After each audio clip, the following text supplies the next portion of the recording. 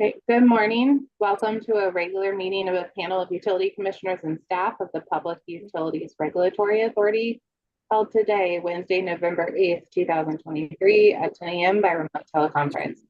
My name is Chairman Marissa Gillette. I'm joined virtually today by my colleagues, the Vice Chairman Jack Bukowski and Commissioner Michael Karen.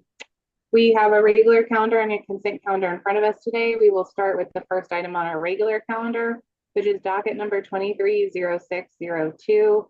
GenCon Energy LLC application to establish 2024 revenue requirements, and we'll turn to authority staff Rita Scaris to present the decision for the panel's consideration, please. Good morning, Chairman and Commissioners. Rita Scaris. With regards to docket 230602, the GenCon application for 2024 revenue requirements. Background of the proceeding is in accordance with Congen Stat 16243U, the authority's predecessor, the Department of Public Utility Control, established the cost of service framework for peaking generation facilities. The docket in question there is 070824 for informational purposes. On June 30th, 2023, GenCon filed its AFRR application for the 2024 rates. For the conduct of the proceeding, the authority initiated this proceeding by notice of proceeding on July 27th, 2023.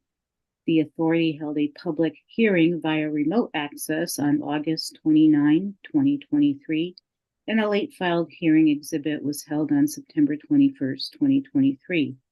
On October 18th, 2023, the authority issued the proposed final decision in this matter.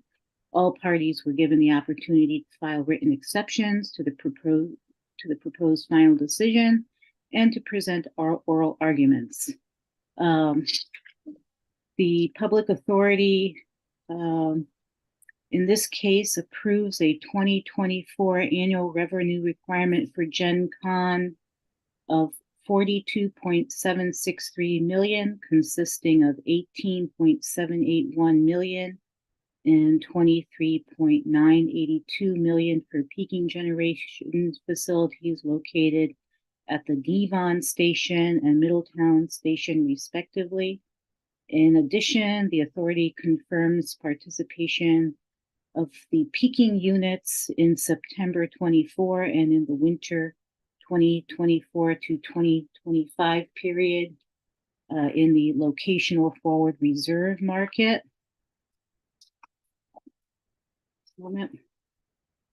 Regarding staff authority analysis of the 2024 revenue requirement. As noted, we approved the $42.763 million in total.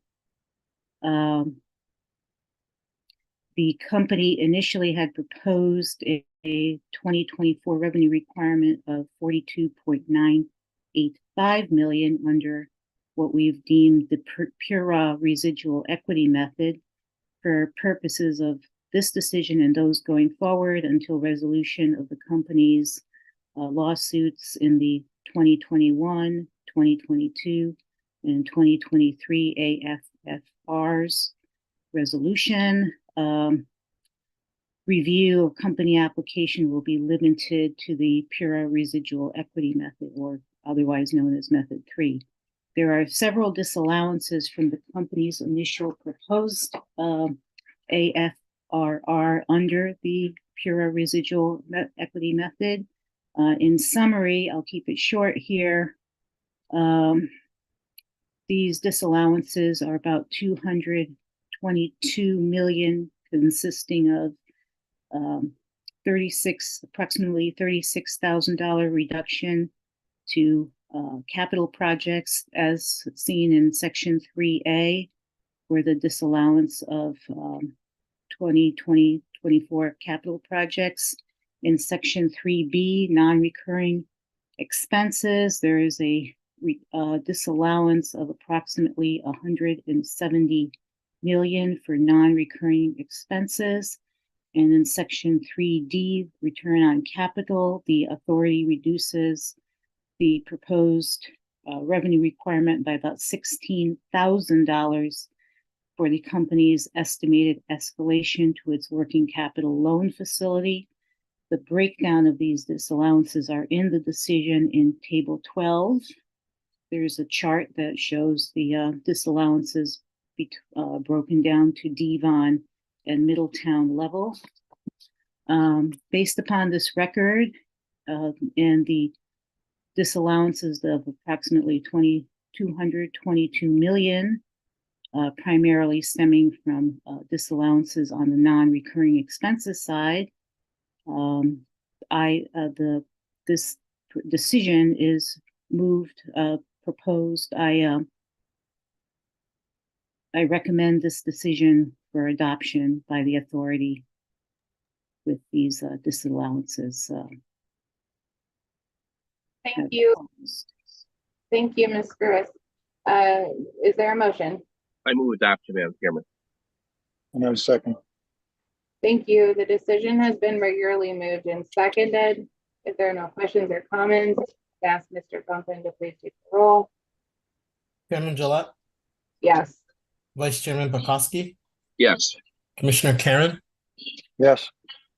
Thank you. The decision has been adopted. We'll turn next to docket number 230803, the annual non-residential renewable energy solutions program review, year 3. And we have Mr. Christopher Arpin on behalf of authority staff to present the decision for the panel's consideration, please. Good morning, Chairman Gillette, Vice Chairman Pakoski, and Commissioner Karen.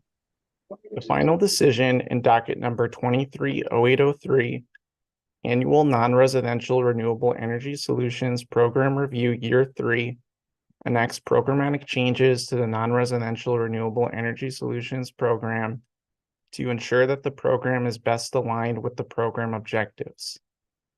Pursuant to Public Act 19-35, the authority developed a non-residential clean energy program titled Non-Residential Renewable Energy Solutions, or NRES, so that Connecticut ratepayers could benefit from commercial Class 1 renewable energy projects.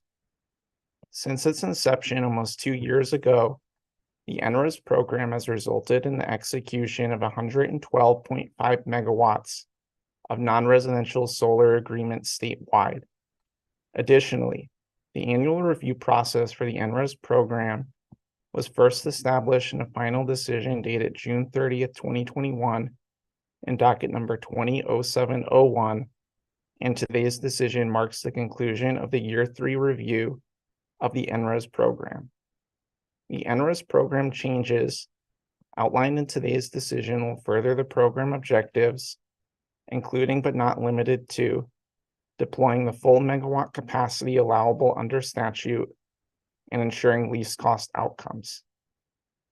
First, the decision establishes price caps for project bids received in calendar year 2024 for both the commercial buy-all and netting tariffs. The decision makes a one-time adjustment to the general price cap setting methodology to account for the anomalous jump in 2023 energy supply rates. Further, to provide greater certainty in the calculation of netting price caps moving forward, and to give developers enough time to determine the economics of a netting bid, the decision changes the annual netting calculator issuance date from December 15th to September 14th. For 2024, the decision decreases the buy-all price caps by $1.15 per megawatt hour for the small emission project category, by $1.10 per megawatt hour for the medium emission project category, and by $13.03 per megawatt hour for the large emission category. The decision also maintains the low emission category buy-all price cap because no low emission bids were executed in the year 2 February procurement. Additionally, using year 2 bidding data, the decision amends the megawatt allocation between the NRES program size categories to adequately support program demand in each project category, while balancing ratepayer interests by ensuring least cost outcomes. The decision also increases the solar canopy bid preference from 20 to 30%, while allowing solar canopy projects to bid above the program's price cap, so long as the final bid price, inclusive of the bid preference, is at or below the price cap. Further, to support increased program accessibility, the decision amends the program's documentation requirements by establishing proof of site control requirements for leased properties, and by amending the NRES tariff agreement to remove documentation barriers for state entities.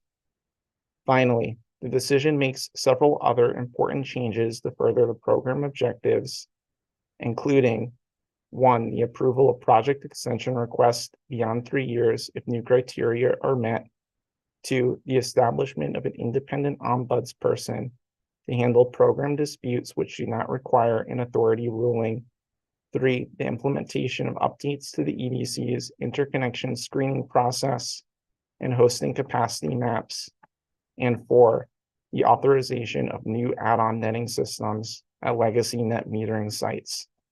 With that, staff recommend approval of the final decision in docket number 230803. Thank you. Thank you, Mr. Urban. Is there a motion? I move adoption. Second. Thank you. The decision has been regularly moved and seconded. If there are no questions or comments, I would ask Mr. Bumpin to please take the roll. Chairman Gillette, Yes. Vice Chairman Pakoski, Yes. Commissioner Karen, Yes. Thank you. The decision has been adopted. That concludes our regular calendar. We will turn to our consent calendar next. Is there a motion with respect to the consent calendar, please? Madam Chairman, I move today's consent calendar. I second it. Thank you. The consent calendar has been regularly moved and seconded. Mr. Bumpin, please take the roll. Chairman Gillette, Yes.